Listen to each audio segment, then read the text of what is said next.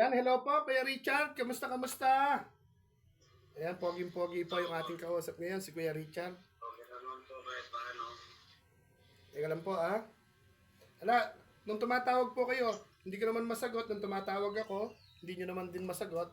Kuya Richard, okay lang na mag-play ako ng video, makita nila yung iyong kalagayan. Kaya lang, blurred po tayo. Blurred po kasi tayo. Hanap ko lang ng pwesto.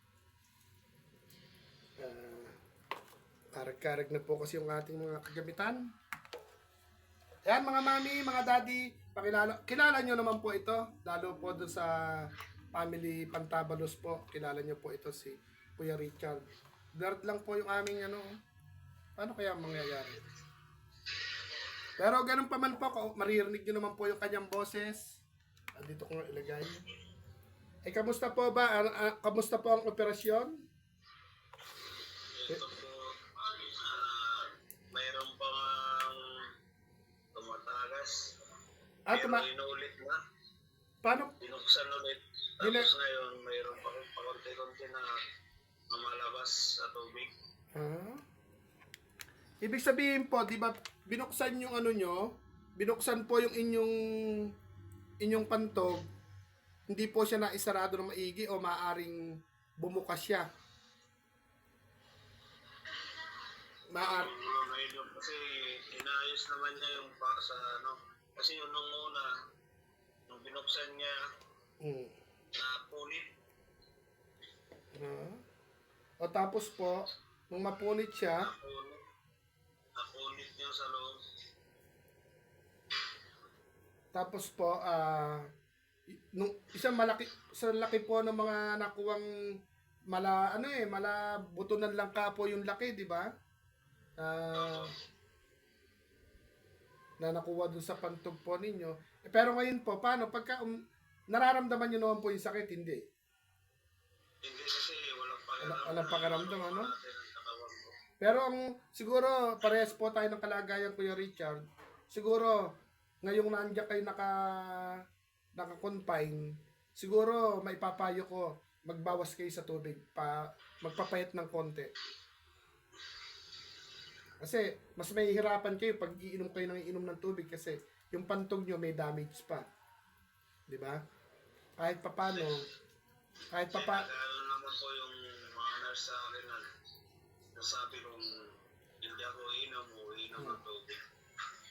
Kaya nga, kumbaga, pero nakarekta ng catheter para hindi na siya, kasi sa katulad natin, hindi natin alam kung kailan tayo. Paano po ba kayo ba yung nagka-catheter or kusang lumalabas ang wiwi po ninyo? Catheter po ako ngayon kasi kailangan talaga ng catheter kasi na-opera ako. Pero dati hindi. Kusa na lang siyang nalabas. Catheter din. Yun lang yung pagkakaiba po natin. Ako naman, dati naka-catheter po ako, pero sa wala nang pambili ng catheter po, nakaisip ako ng paraan. Pinigapiga ko yung tiyan ko, kusa siyang lumabas. Kaya hanggang ngayon, ganun po yung ginagawa ko. Ganun po yung ginagawa ko, yung catheter, wala ng catheter. Pero ganun pa man po, kailan po ang labas po ninyo? Obserba mo na. Paano na ng doktor kasi nag-observaran pa ako. Natawag po ako, meron po ako na-receive na munting blessing. Ito po, pang merienda lang. Hihingin ko po yung GCash number nyo, Kuya Richard. Anong lugar, ano po yung lugar nyo? Katarman, ano? Katarman, Samar? Opo. Nalobat pa yata. Teka lang po. Yun. Tumawag po kasi ako sa Laguna kay Ma'am Arby. Ano din po yun? Mahabang gamutan. Ang hirap po ng spinal cord injury, ano? Ano po ba yun? Aksidente sa motor? Aksidente sa trabaho? O ano? Aksidente kami sa motor ang kasabot. Nagtrabaho kami pa uwi. Isang galing sa trabaho.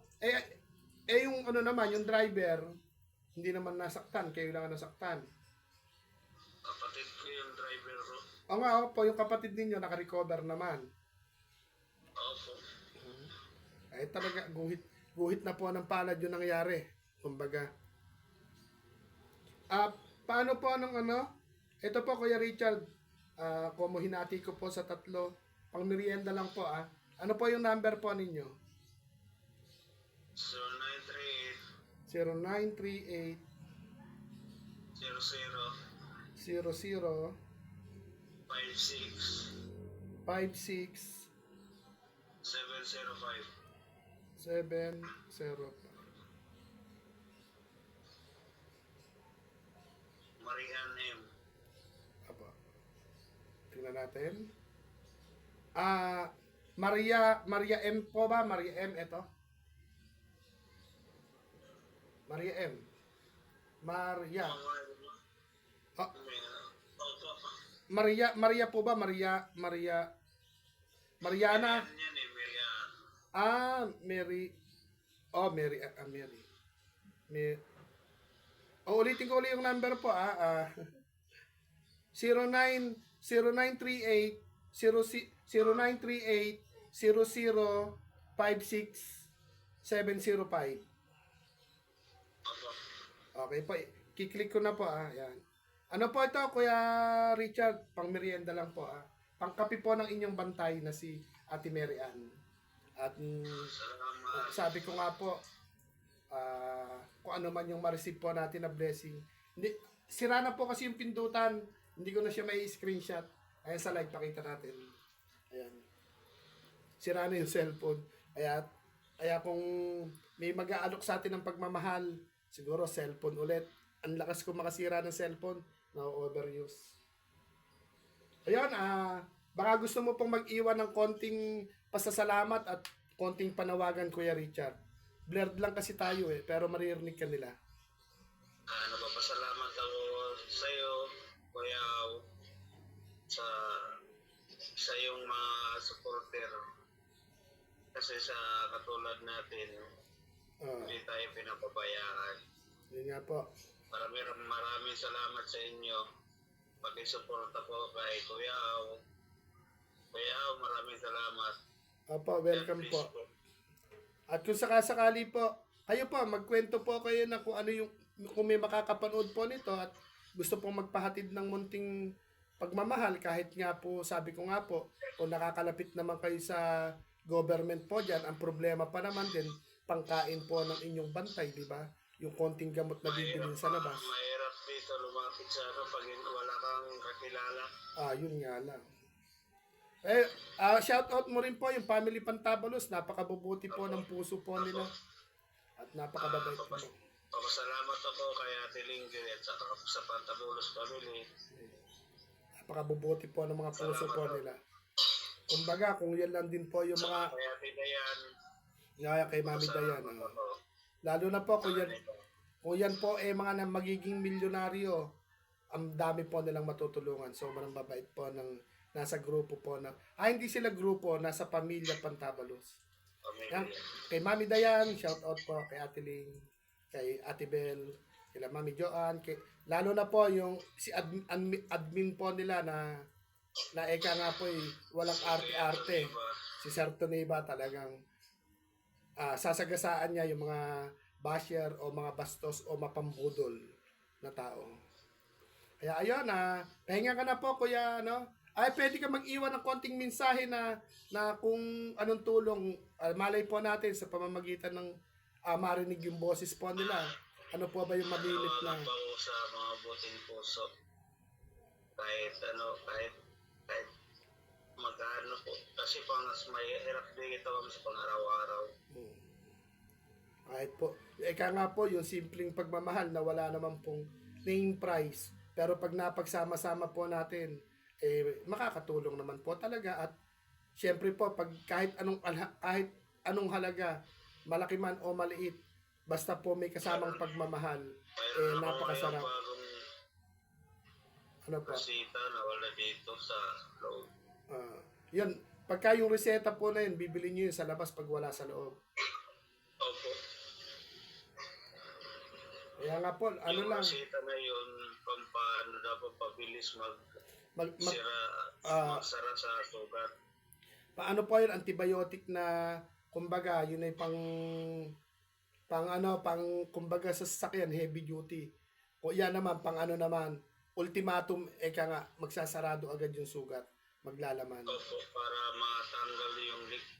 Mm, para hindi na siya tumagas. Pero gano, pero gano man pa, Kasi mm, nadadalawaan na ako na pag-opera. oo, baka bandang huli, sugat na, biniyak pa uli yung sugat na, bibiyakin pa uli, baka hindi na gumaling, baka hindi na sumarado.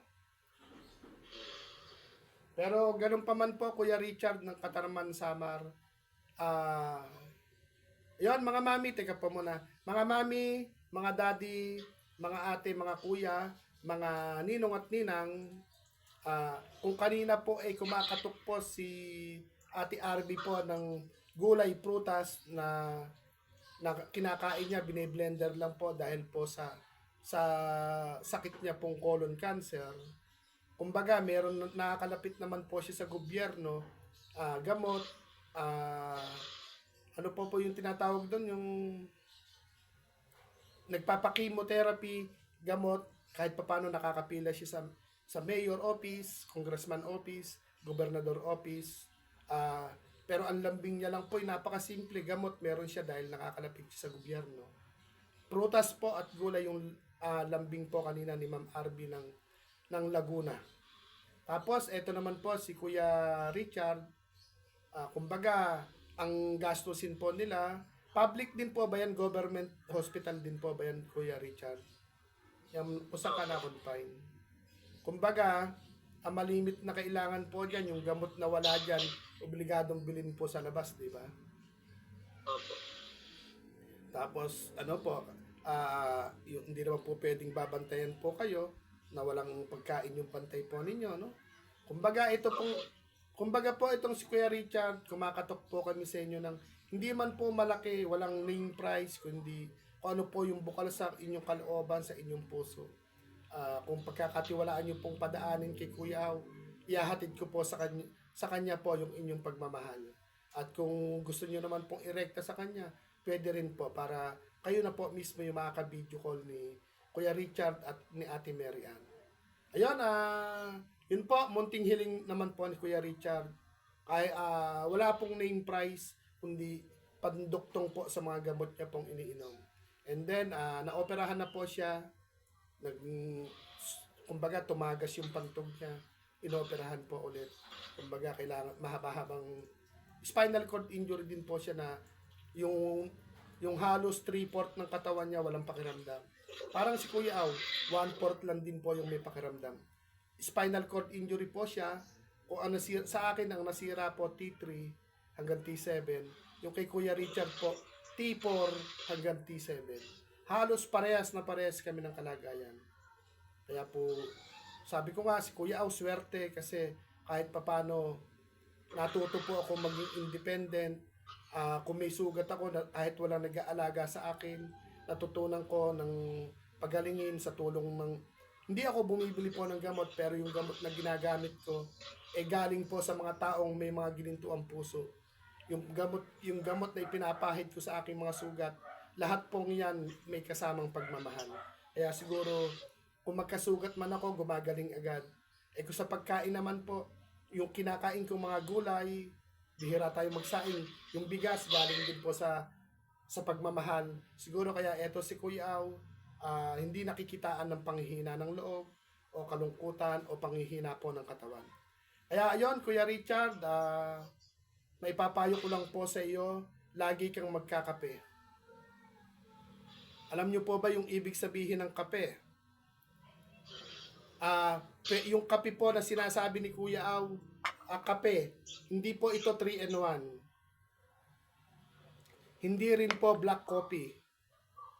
Ang ibig sabihin po ng kape ni Kuya Aw, kausapin ang Panginoon everyday.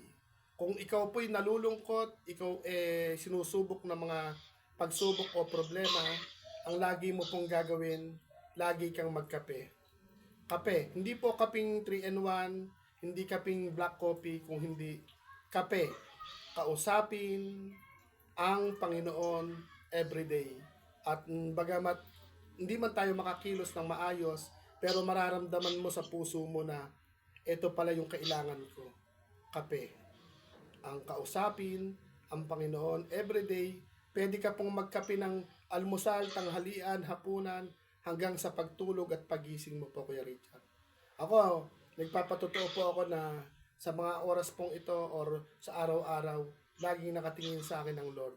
Kasi halos parehas tayong may kapansanan, pero eto si Kuya Aw. Kahit papano, may mga tao po na may mga gininto ang puso na ginawa po nila akong tulay ng pagmamahal.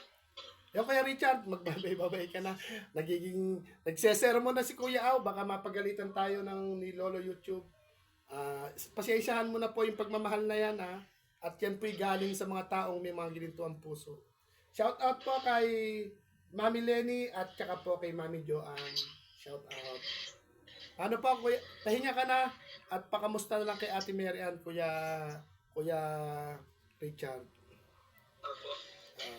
At Salamat. sana po makatawag ako ulit. Ayaan nyo po. Kung maka-receive ako ng blessing, tatawagan ulit kita. Okay lang po ba? Opo. Okay. Paano pa? Paalam na po kayo. Baka, baka sumakit na yung tenga nyo sa sermon ni Kuya Aw. Tingnan nyo, ang ingay kong kakwentuhan, ano? Kaya, kailangan lang maging positive, Kuya Richard. Kailangan lang, huwag tayong mag-iisip ng negative na bakit binigay sa atin ito ng Lord. Bakit tayo pa yung ganito? Dati ganyan ako magtanong noon. Nung kinain ako ng kalungkutan. Ikaw, kailan lang yung aksidente mo? 6 years, di ba? Ako, 24 years na ako nung March 2. 24 years na yung pangyayari sa akin. Pero, pinatibay ako ng Panginoon sa kalungkutan, sa problema, sa kawalan. Kasi yung pamilya ko po, wala naman din. Ngayon din po, wala naman, pero nakakaraos. Kaya po, salamat po sa Panginoon at salamat sa buong pamilya, sa mga nakatulong sa akin, lalo yung mga kapamilya po natin ngayon at nung mga nakilala natin nung pumasok tayo sa mundo ng social media.